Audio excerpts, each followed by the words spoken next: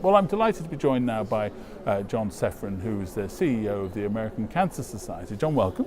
Thank you. It's good to be here. Thank you very much for taking the time to talk to us today. I greatly appreciate that. Now, one of the reasons you're here this week is for the Luther Terry Awards. Kick us off. Tell us why they're so named.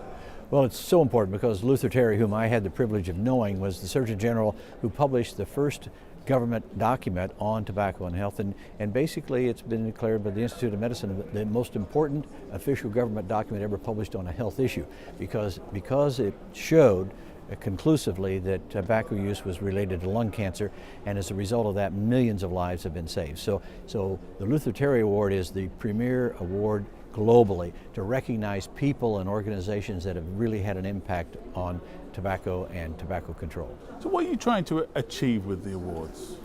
Well, we're trying to achieve, first of all, to recognize people who've really stepped up and done it, because if I had to pick one word, it'd be impact. These people and these organizations have had a real impact in saving lives. It doesn't get any better than that.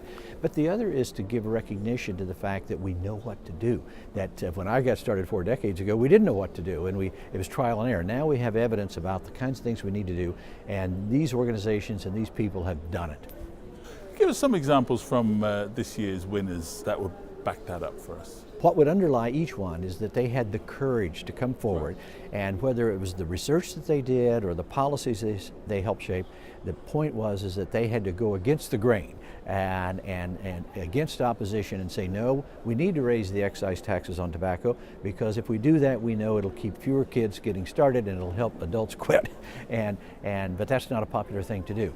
So I think if I had to pick two things, it would be the impact that they've had and the fact that they had the courage to go against the grain.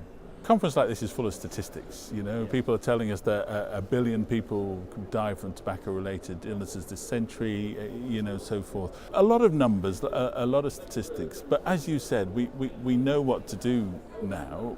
What should we be doing? Well, what we should be doing is understanding that tobacco control should become a priority. It is the #1 public health challenge of this century. Nothing will trump tobacco control. And the good news is we know what to do in order to solve the problem. However, we have an industry that rapaciously goes out and tries to recruit kids and addict them to tobacco. So it is a tough fight. But the key point here is that if you look at the major problems we face today, whether it's terrorism or it's hunger or it's poverty, you won't go far down the list before you'll say cancer and tobacco control is on that list. And oh, guess what? Unlike those other issues, we actually know some things to do that have been proven or evidence based to solve that problem. And the Luther Terry awardees are people who've stepped forward and done those things.